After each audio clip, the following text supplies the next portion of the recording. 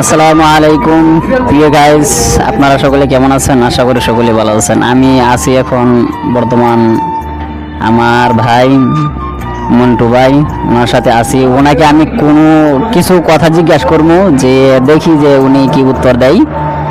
যে মন্টু ভাই, আপনি কি নামাজ পড়েন? হ্যাঁ, নামাজ পড়ি। পাঁচ ওয়াক্ত? পাঁচ ওয়াক্ত পড়ি, পাঁচ ওয়াক্ত পড়ি।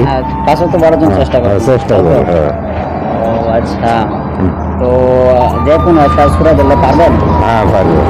আচ্ছা, সূরা ফাতিহাটা পড়েন তো দেখি। আলহামদুলিল্লাহি রাব্বিল আলামিন আর রহমানির রহিম মালিক ইয়াউমিদ্দিন ইয়াকা না'বুদু ওয়া ইয়াকা নাস্তাঈন ইহদিনাস সিরাতাল মুস্তাকিম সিরাতাল লাযিনা আন'আমতা আলাইহিম গায়রিল মাগদুবি আলাইহিম ওয়াদ-দাল্লিন আমিন। মাশাআল্লাহ মাশাআল্লাহ, অনেক সুন্দর হয়েছে। তো কোরআন শরীফের মধ্যে সবচেয়ে ছোট সূরা কোনটি বলতে পারবেন? সূরা ইখলাস। আচ্ছা, সবচেয়ে বড় সূরা কোনটি?